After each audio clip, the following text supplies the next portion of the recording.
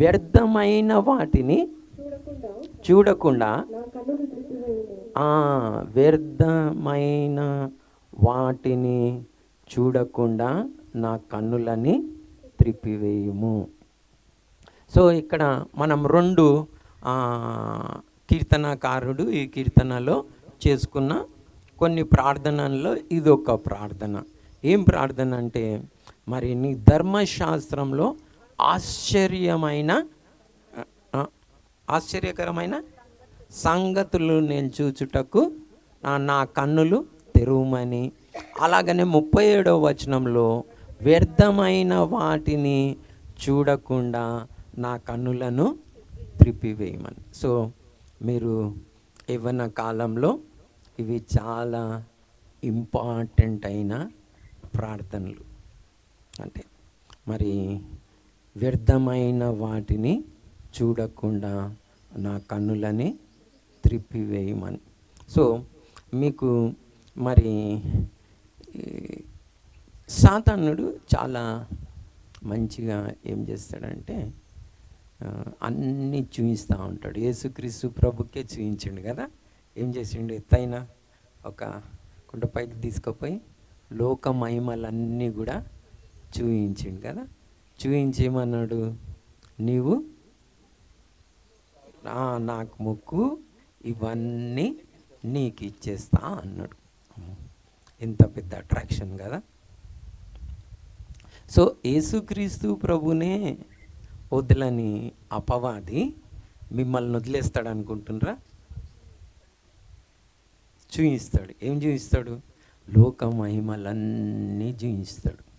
అబ్బా, వాళ్ళు చూడు ఎలా ఉన్నారు, వీళ్ళు చూడు ఎలా ఉన్నారు, ఎట్లా కారు కొనుక్కున్నారు, ఎట్లా ఇంకా అన్నీ, వాళ్ళ జ్యువెలరీ ఎట్లుంది, వాళ్ళ డ్రెస్ ఎట్లున్నది, వాళ్ళకి పేమెంట్ ఎంత ఉన్నది అని అన్నీ చూపిస్తాడు.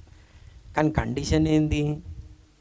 నువ్వు నన్ను మొక్కు, ఇవన్నీ నీకు ఇచ్చేస్తా అంటాడు.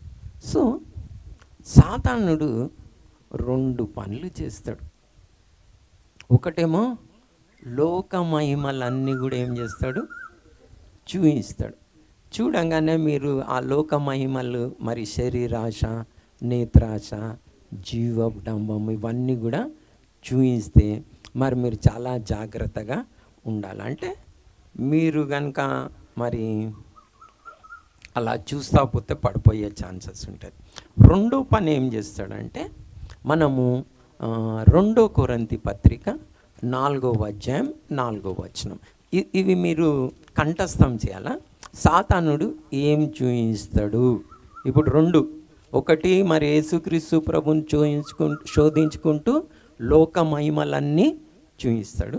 రెండోది ఏం చేస్తాడంటే, యేసుక్రీస్తు ప్రభు మహిమని చూడకుండా మీ కళ్ళకు గుడ్డితనం కలిగజేస్తాడు. చూడండి, ఈ రెండు విషయాలు మీరు చక్కగా నేర్చుకోవాలి. 2 కొరింథీ పత్రిక మళ్ళీ 4వ అధ్యాయము 4వ వచనం, 4 ఫార్ములా. ఓకేనా? దేవుని స్వరూపి అయ్యున్న, ఎవరి స్వరూపి ఉన్న? దేవుని స్వరూపి అయిన క్రీస్తు మహిమను కనపరచు, అంటే డిస్ప్లే చేసే సువార్త ప్రకాశము వారికి ప్రకాశింపకుండు నిమిత్తము ఈ యుగ సంబంధమైన దేవత, అంటే అపవాది సాతానుడు, యుగ సంబంధమైన దేవత అవిశ్వాసులైన మనోనేత్రములకు గుడ్డితనం కలగజేస్తున్నాడు. రెండు పనులు చేస్తున్నాడు. ఎందుకు మా సువార్తని కొంతమంది వింటలేరని దానిపైన ఉన్న వచనంలో ఉంటుంది. ఎందుకు మరుగైంది మా సువార్త అంటాడు. మనం 3వ వచనంలో చూద్దామా? 3వ వచనమేనా? మా సువార్త మరుగు చేయబడిన ఎడల, నశించుచున్న వారి విషయంలోనే మరుగు చేయబడ్డది. కాకపోతే సువార్త మరుగు చేయడానికి వీలే లేదు, ఆస్కారం లేదు. కానీ ఎందుకు మరుగు చేయబడుతున్నది? అవిశ్వాసులైన వారి మనోనేత్రములను, నేత్రములకు ఏం కలగజేస్తూ ఉన్నాడు? గుడ్డితనం కలగజేస్తాను. ఏం చూడకుండా దేవుని స్వరూపి అయిన క్రీస్తు మహిమను చూడలేకుండా, దేవుని స్వరూపి అయిన క్రీస్తు మహిమను చూడలేకుండా అవిశ్వాసులైన వారి నేత్రాలను ఏం చేస్తున్నాడు? గుడ్డితనం కలిగ. ఒక్కటేం చేస్తున్నాడు? లోక మహిమలన్నీ చూపిస్తున్నాడు. రెండోది ఏం చేస్తున్నాడు? క్రీస్తు మహిమని చూడకుండా కన్నులకేం కలగజేస్తున్నాడు? గుడ్డితనం అంటే డబుల్ యాక్షన్ చేస్తున్నాడు. సో మీరు మరి జాగ్రత్తగా ఉండాలి. మూడో పని సాతానుడు ఏం చేస్తున్నాడో తెలుసా? యవనస్తులకు రాయబడి ఉన్నది. ఏం రాయబడి ఉన్నదంటే, మొదటి పేతురు పత్రిక 5వ అధ్యాయం 5వ వచనం నుంచి చేస్తే, యవనులారా మీరు మరి తగ్గించుకోండి అని చెప్పబడి ఉన్నది. ఓకేనా? 5 నుంచి చూద్దాం మనం ఏమున్నది. 5 నుంచి చదవండి. మొదటి పేతురు 5వ అధ్యాయం 8 ఉందా, లేకపోతే 5 నుంచి చదవండి. చిన్నలారా అంటే యవనస్తులారా అన్న యంగ్ అని ఇంగ్లీష్ బైబిల్లో ఉంటుంది. ఓకే, చిన్నలారా మీరేం చేయాలి? పెద్దలకు లోబడి ఉండాలి. జర రిస్ట్రిక్షన్ పెడితే ఏం చేయాలి? టీవీ చూడొద్దంటే వినాలి. లేకపోతే సాతానుడు ఏం చేస్తాడో తెలుసా? లోక మహిమలన్నీ చూసి పెడతారు. చూడు వాళ్ళందరూ ఎట్లున్నారు, నువ్వు అలా చెయ్యాలి అంటారు. సో మీ మమ్మీ డాడీ అట్లా జర చదువుకోండి అంటే చదువుకోండి. ఓకేనా పాప? టీవీ బంద్ చేయండి అంటే కొంచెం గట్టిగా చెప్పు, బంద్ చేయాలి. లేకపోతే సాతాను నిన్ను బంద్ చేస్తాడు కదా. సో మీరు పెద్దలకు ఏం చేయాలి? పిల్లలైన వారు లోబడాలి. చూడండి, మీకు ఆశీర్వాదం కావాలంటే పెద్దలకు లోబడండి. ఓకేనా? చిన్నపిల్లలారా పెద్దలకు లోబడండి. చదవండి. మీరందరూ దీన మనసు అను వస్త్రంని ఎదుట అంటే పెద్దలు ఎవరైనా కానీ, ఇంటి పక్కకున్నవారు కానీ, ఎవరైనా పెద్దలు, సంఘంలో ఉన్నవారు కానీ, పెద్దలు ఎదుట ఎట్లుండాలి? దీనమని అంటే తగ్గించుకోవాలి. ఎవరైనా ఏవైనా మంచి మాటలు చెప్తే వినాలి. బంధువులు కానీ, ఇరుగు పొరుగు వారు కానీ, సంఘంలో కానీ, టీచర్స్ కానీ, తల్లిదండ్రులు కానీ చెప్తే. ఎందుకంటే యవనస్తులకు ఎట్లుంటుంది కదా, నేను ఎవరి మాట అయినా. సో ఎవరైనా పెద్దలు మీకు మాట చెప్తే ఏం చేయాలి? వినాలి. నేను ఎవరి మాట విన్నా, నేను అలా చెయ్యా, వాళ్ళ పిల్లల్ని చూసుకో, వీళ్ళ పిల్లల్ని చూసుకో, నాకేంది చెప్పేది అని అనొద్దు. లేకపోతే ఏమవుతుంది? పాడైపోతారు. ఎందుకు? సాతానుడు లోక మహిమలు చూపెడుతున్నాడు, క్రీస్తు మహిమను చూడకుండా గుడ్డితనం కలిగజేస్తున్నాడు. ఇప్పుడు కింద చదువుతాం, చదవండి. ఎందుకు అట్లా చేయమంటా ఉన్నాడు? దేవుడు అహంకారులను ఎదిరించి మీరు పాపంని జయించాలంటే కృప కావాలి. మీరు అట్లనే గర్వపడి నేను అట్లనే చేసుకుంటా అంటే దేవుడు కృప ఇయ్యడు, మీరు పాపంని జయించలేరు. కిందికి చదవండి. దేవుడు తగిన సమయమందు మిమ్మల్ని హెచ్చిస్తాడు. దేవుడు మిమ్మల్ని ఖచ్చితంగా ఇచ్చిస్తాడు. అలా మీరు ఎదుట వారి పట్ల గౌరవం గనులుగా ఎంచి పెద్దలకు లోబడితే తగిన సమయమందు దేవుడు మిమ్మల్ని హెచ్చిస్తాడు. ఆయన బలిష్టమైన అంటే దేవుని చేతి కింద దీన మనసు అంటే క్వశ్చన్ చేయొద్దు అన్నమాట. దీన మనసుకులు అయి ఉండండి. ఎందుకు ఇలా చేయమంటుండే కింద ఆన్సర్ ఉన్నది. కనుక ఆయన మీద ఉండు. చూడండి, ఎందుకు? మీ విరోధి అయిన అపవాది గర్జించు సింహం వల్లే 3 వచనాలు చెప్పినా కదా. సాతానుడు ఏమేం పని చేస్తున్నాడు? లోక మహిమలు చూపిస్తున్నాడు. రెండోది క్రీస్తు మహిమ చూడకుండా గుడ్డితనం కలిగాయి. మూడోది ఏం చేస్తున్నాడు? ఎవరిని తిందామా గర్జించు సింహం వల్లే అంటే సింహం అంటే ఎట్లుంటుంది తెలుసు కదా, ఖాళీ అంటే మీ తలకాయ లోపడి పోతుంది, తర్వాత 1 minute కీమ అయిపోతుంది, కట్కట్కన్న గురిస్తే అయిపోతుంది కదా. గర్జించు సింహం అంటే చాలా బలం కదా. సో అంటే ఆటలాడడానికి ఏమన్నా ఉందా? 3 వచనాలు నేర్చుకున్నాం ఈరోజు మనం కదా. సాతానుడికి ఏమేమి చేస్తాడు చెప్పండి నాకు. ఫస్ట్ది లోక మహిమలన్నిటినీ చూస్తుంది. మనకు తెలుసు సత్యం, విశ్వసించాలి మీరు. ఏంది? లోకంలో ఉన్నదంతా శరీరాశ, నేత్రాశ, జీవోపడము, ఇవి తండ్రి వలన కలిగినవి కాదు కదా. లోకము దాని ఆశలు గతించిపోతాయి, తండ్రి చిత్తం జరిగించేవారు నిరంతరం. సో ఈ లోక మహిమలు చూస్తాడంటే ఏంది? నేను ఒక జోక్ చెప్తా, ఓకేనా? మీకు చెప్పిన లేదా అయినా కానీ ఇంకొకసారి చెప్తా, ఓకేనా? పిల్లలందరూ సాతానుడు వచ్చి ఒక ఎగ్జిబిషన్ టైప్లో పెట్టి అందరికీ ఇన్విటేషన్ ఇస్తుండంట యవనస్తులకి. చూడు, నేను మీకు పరలోకం అంటే ఎట్లుంటుందో చూపిస్తా, నరకం అంటే ఎట్లుంటుందో మీకు చూపిస్తా అని ఒక ఎగ్జిబిషన్ పెట్టిండంట. ఎగ్జిబిషన్ పెడితే యవనస్తులందరూ అరే స్వర్గం ఎట్లుంటుంది, నరకం ఎట్లుంటుంది, పరలోకం ఎట్లుంటుంది, నరకం ఎట్లుంటుంది, అరే చూద్దామని అందరు యవనస్తులు పోయిందంట. స్వర్గం చూపెట్టిండంట. అన్ని చెట్లు గ్రీన్, కొన్ని కొండల్లాగుండి అందరు తెల్ల బట్టలు వేసుకొని అక్కడున్న చెట్ల పండ్లన్నీ తింటుండ్రంట వైట్ గుండి. ఈ చూడు పరలోకం అంటే ఇట్లుంటుంది అని చూపెడుతుండంట. ఏది? కొన్ని చెట్లు ఉన్నాయి, పండ్లు ఉన్నాయి, అందరు వైట్ డ్రెస్ వేసుకొని ఆ పండ్లను తింటున్నారు. ఇంకా చూడు అంటే ఒకరికొకరు చూసుకొని తింటా ఉన్నారంట. ఓకే, మీరు పోతారా మళ్ళీ ఇక్కడికి? చూద్దాం నరకం ఎట్లుందో చూద్దాం అని నరకం చూపెట్టిండట. నరకం చూస్తే అందరు సినిమాలు, థియేటర్లు, తాగుడు, బాయ్ ఫ్రెండ్స్, గర్ల్ ఫ్రెండ్స్ ఆడుతూ ఉన్నారంట. ఇప్పుడు మీకు ఏది కావాలని అడిగిండట.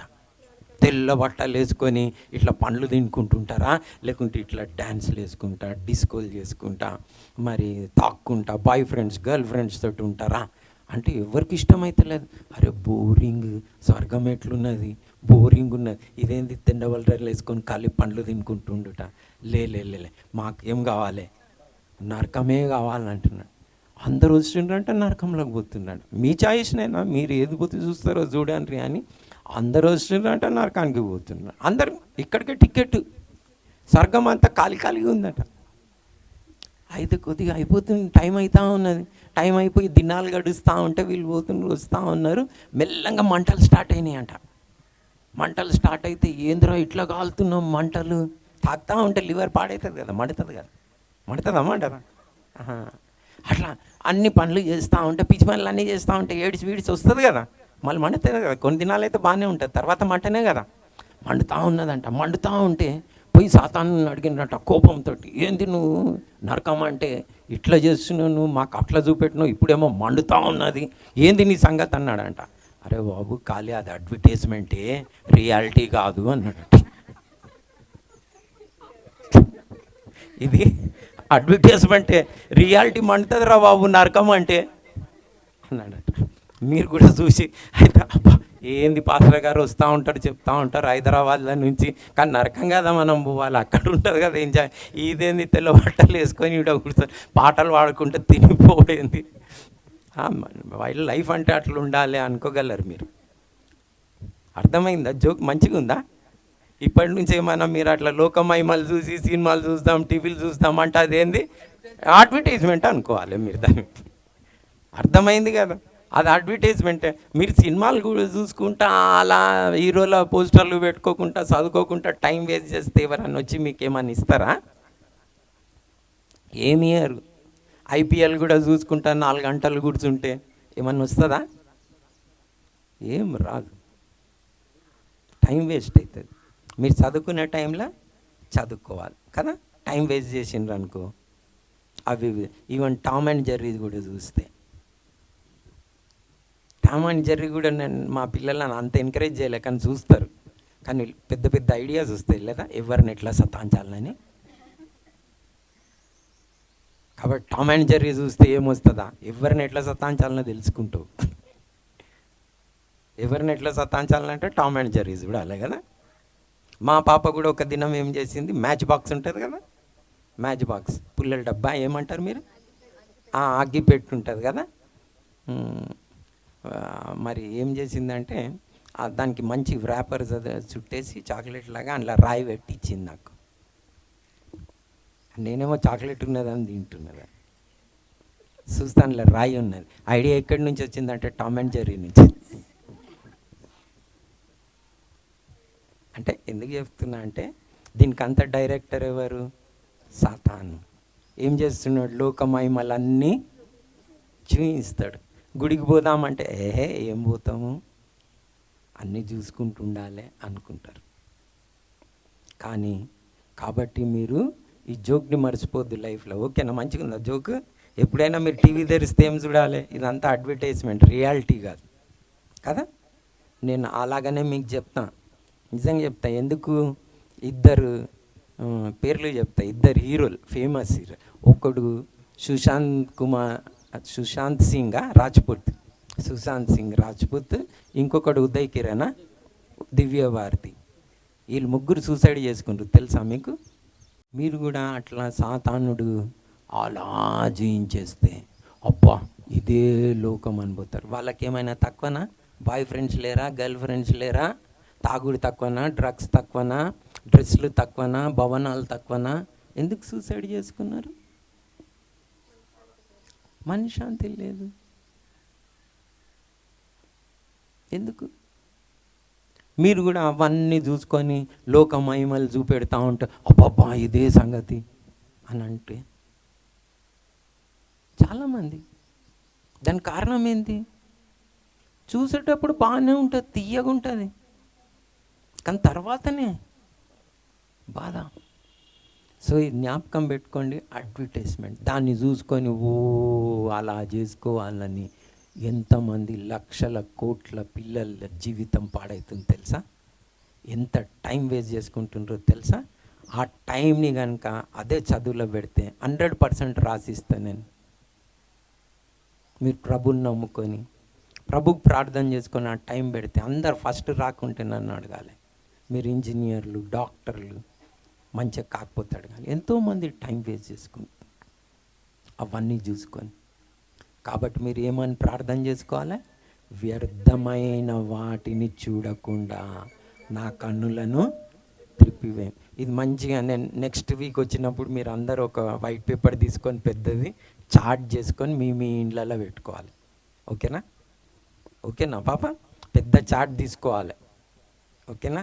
ఏఓ సైజ్ అంటే A4 4 వస్తాయి కదా, పెద్ద షీట్ అని చార్ట్స్ దొరుకుతాయి కదా. ఆ చార్ట్స్లో ఈ వచనాలు రాసి పెట్టుకోవాలి. ఓకేనా? ఎందుకంటే నా మాట గిట్టిన్నారు, మీరు మానేసిండ్రు అనుకోండి, మీరు ఒక దినం నన్ను మెచ్చుకుంటారు. మీరు ఇంజనీర్లు, డాక్టర్లు అయినప్పుడు లేదు వినలే, అలాగనే వ్యర్థమైన చూస్తుంటే, ఫ్రెండ్స్ వెనక వెళ్తుంటే పోతుంటే ఒక దినం మీ జీవితం నాశనం అయితే ఏడుస్తారు. ఏడిచేటప్పుడు మామూలుగా ఏడవారు తెలుసా? ఇండ్ల నుంచి కన్నీరు పడది, రక్తం బొట్లు పడతాయి. జ్ఞాపకం పెట్టుకోండి. యవ్వనులుగా ఉన్నారు, జాగ్రత్తగా ఉండండి. కాబట్టి మీరు చాలా జాగ్రత్తగా వ్యర్థమైన వాటిని చూడకుండా నా కన్నులను. ఇంకొక ప్రార్థన సేమ్ సామెతలలో ఉన్నది ఏంటంటే, సామెతల గ్రంథం 30వ అధ్యాయము 7వ వచనమా, ఇక్కడ ప్రార్థన, దేవా నేను 2 మనవులు చేసి. చూడండి ఎంత చక్కటి ప్రార్థన. ఇవి కనిపించే నిజంగా క్రైస్తవులకి ప్రార్థనలు కనిపిస్తలేవు. ఏవైనా లోకమహిమలు చూడంగానే అన్నీ అవి కావాలి ఇవి కావాలని ప్రార్థన చేస్తుండ్రు, కానీ ఈ ప్రార్థనలు మరుగైపోయినాయి. నేను నిజంగా ఈ ప్రార్థనల గురించి ప్రస్తావించుట, చెప్పుట, పిల్లలకి నేర్పించుట, ప్రార్థన కూడికలలో ఈ ప్రార్థనలు చూడట్లే. కానీ మీరు ఈ ప్రార్థన చేసుకోవాలి. ఓకే దేవా నేను నీతో 2 మనవులు అడుగుతా ఉన్నా.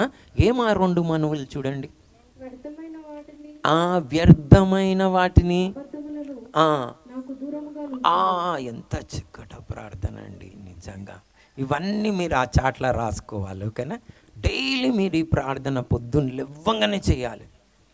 మీరు ఎప్పుడు ఒక కార్డ్ లాగా చిన్నది చేసుకొని మీ పాకెట్లో పెట్టుకొని ఎప్పుడైతే మీరు బస్సులో ట్రావెల్ చేస్తుండ్రో, కాలేజ్కి పోతుండ్రో, ఈ కార్డును ఒకసారి చూసుకొని ఆ వాక్యం అలా చదువుకొని పోవాలి. లేకపోతే ఇటుపక్క అటుపక్క ముందు వెనుక కింద పైన అంతా కూడా వ్యర్థమైన ఈ సాతానుడు ఏం చేస్తాడు, చూయిస్తూ ఉంటాడు.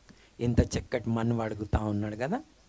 వ్యర్థమైన వాటిని, ఆ అబద్ధములను నాకు దూరంగా పెట్టు. Number 1 priority. అబద్ధములు అంటే ఇప్పుడు చెప్పినా కదా, అడ్వర్టైజ్మెంట్ అదంతా.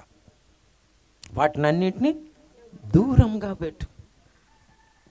సో మీరు ఈ ప్రార్థనలు నేర్చుకొని ప్రార్థనలు చేసుకోవాలి. లేకపోతే చాలా ఈజీగా సాతానుడు లోక మహిమలు చూయించి క్రీస్తు మహిమను మరుగు చేసి మళ్ళీ మిమ్మల్ని తిందామా అని గర్జించు సింహం వలె ఎదిరి చూస్తూ ఉన్నాడు, ఎవరు దొరుకుతారా అని.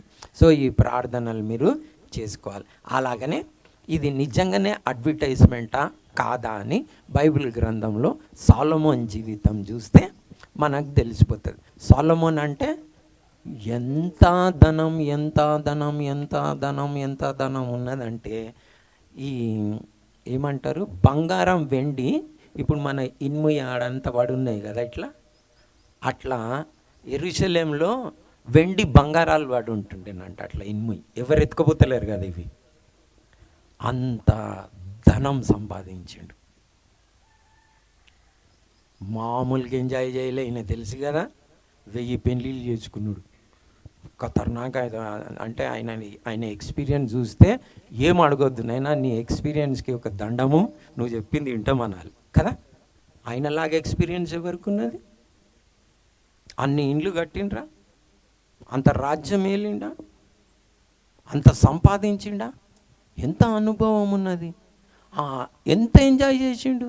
ఆయన కుద్దు రాసిండు, ఏమని చేసిండు, తాగుడు అంటే ఏమిటి అని రీసెర్చ్ చేసిండంట. ఈయన పెద్ద మేధావి కదా, వెర్రితనంతో కూడా రీసెర్చ్ చేసిండంట.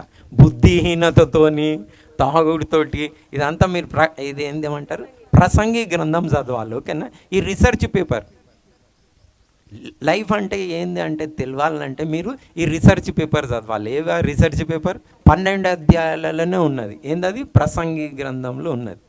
సో మీరు చదివినారు అనుకోండి, మీకు అన్నీ, అది ఎట్లా స్టార్ట్ చేస్తాడో తెలుసా, ఇంత రాజభోగం చేసి ఇంత ఎంజాయ్ చేసినైనా ఈయన ఏమని రీసెర్చ్ చేసిండంట, సూర్యుని కింద భూమి పైన నరులకి మేలైంది ఏంది అని రీసెర్చ్ చేసిండంట. ఈయన రీసెర్చ్ అంతా ఏంది, సూర్యుని క్రింద భూమి పైన నరులకి మేలైంది ఏదని రీసెర్చ్ చేసిండంట. తాగుడా, అందమా, అమ్మాయిలా, ధనమా, వెండి బంగారాల, భవనాల, తోటల, ఏంది, ఏం చేయాలి, మానవునికి ఏంది మేలు అని అన్ని రీసెర్చ్ చేసి ఏమొచ్చిండో తెలుసా, అరే లైఫ్ అంతా పాడు చేసుకున్నా నేను అన్నాడు అని చెప్పి యవనస్తులకు ఏం రాసిండో తెలుసా, వ్యర్థము వ్యర్థము వ్యర్థము, సూర్యుని కింద సమస్తంను. వాము, ఎన్ని సంపాదించినైనా, చాలా సంపాదించినైనా, ఒక్క భవనం కాదు. ఇప్పుడు మనకి ఏమంటారు, హైదరాబాద్కి వస్తే నిజాంవి భవనాలు ఉన్నాయి, 4-5 భవనాలే ఉన్నాయి. చౌమైలా ప్యాలెస్ అలాంటి 4-5 ఉన్నాయి. కానీ ఈయనకెన్ని 1000 పెళ్ళిళ్ళు చేసుకున్నాడు కదా, ఒక్కొక్కరు కదా. శృంగార వనములు, తోటలు అన్నీ కట్టించుకున్నాడు. అన్నీ చేసేమన్నాడు తెలుసా, వ్యర్థము. ఒకసారి చదవండి మీరు ప్రసంగి గ్రంథం. ఏమన్నా అసలు మీకు బైబిల్ ఉందా పాప? ఓకే, చదవాలి. ఓకేనా, రోజు చదవాలి. ఓకే, ప్రసంగి గ్రంథం 1వ అధ్యాయంలో చూద్దామా. అందరు చూడండి ఏమని రాసిండు.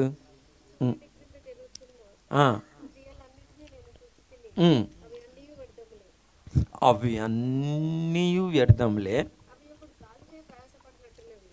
అవి ఒకడు గాలికై ప్రయాసపడినట్టు ఉన్నవి.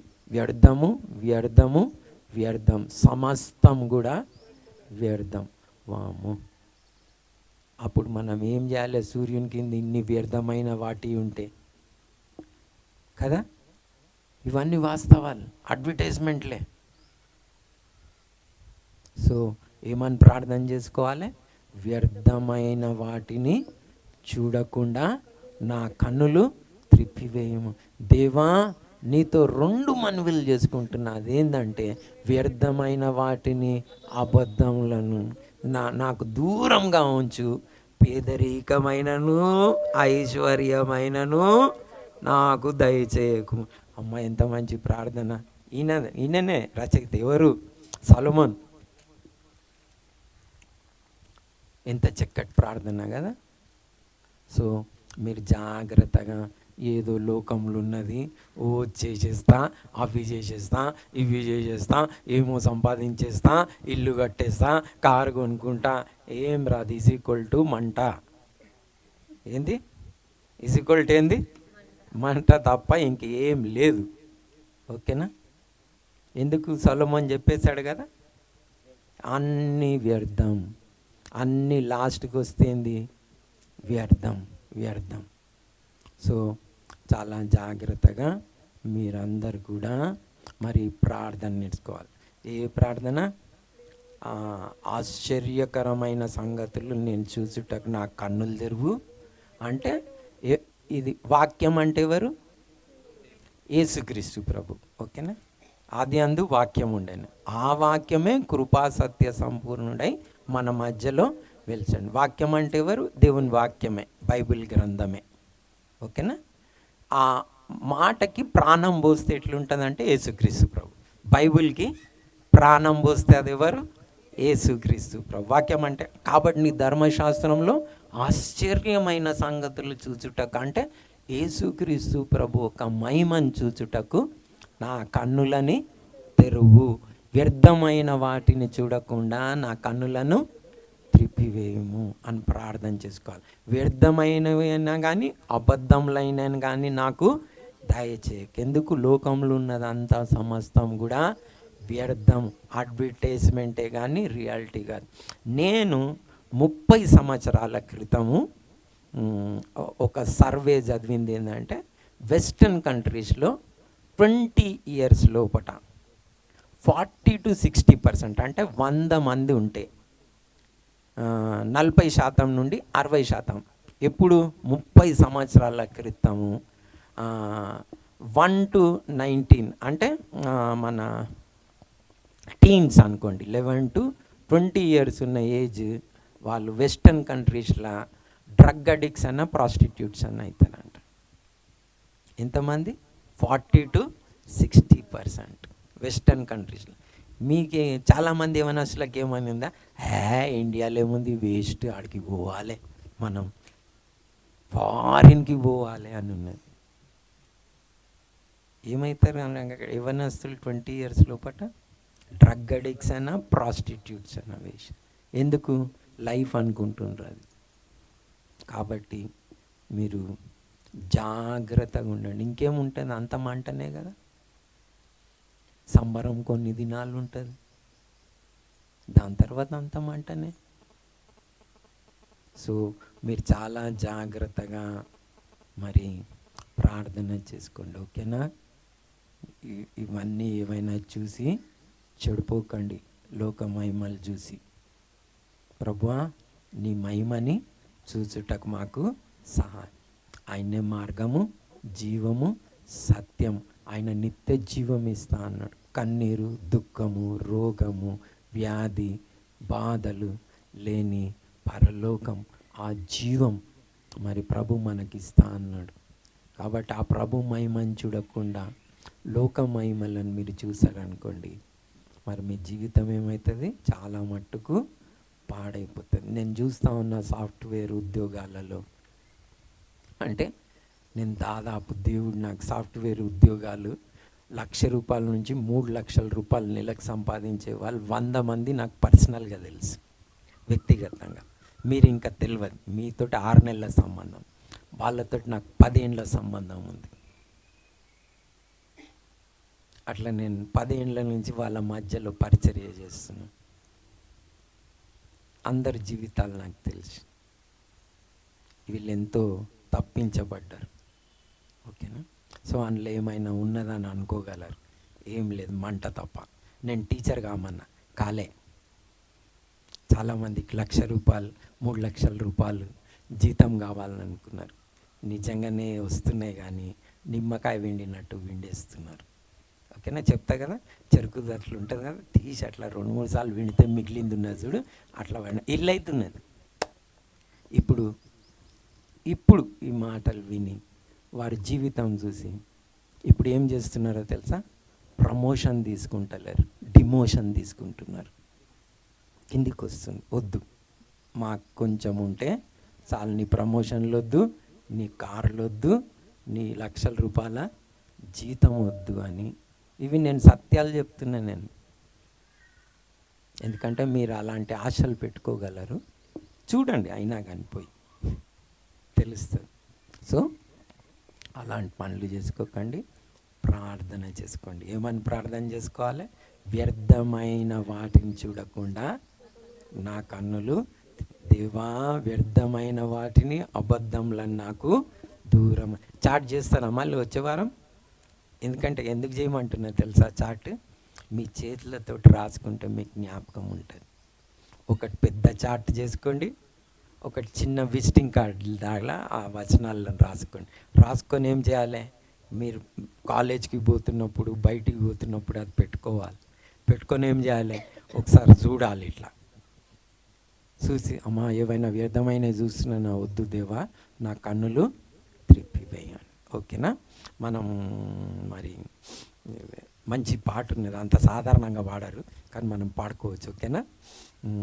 పరదేశులము ప్రియులారా కదా, అందులో కొన్ని చరణాలు ఏమని ఉంటాయంటే, మేడలు మీదలు మేలగు సరుకులు, మేడలు మీదలు మేలగు సరుకులు, పాడై కనబడవే నిజముగా, పాడై కనబడవే. మేడలు మీదలు మేలగు సరుకులు, మేడలు మీదలు సరుకులు, పాడై కనబడవే నిజముగా, పాడై కనబడవే. పరదేశులము ప్రియులారా మన, పరదేశులము మన పురమేది కాదిప్పుడు నిజముగా, పురమేది కాదిప్పుడు. ఏసే మార్గము, ఏసే సత్యము, ఏసే జీవము, ఏసే సత్యము, ఏసే జీవముగా,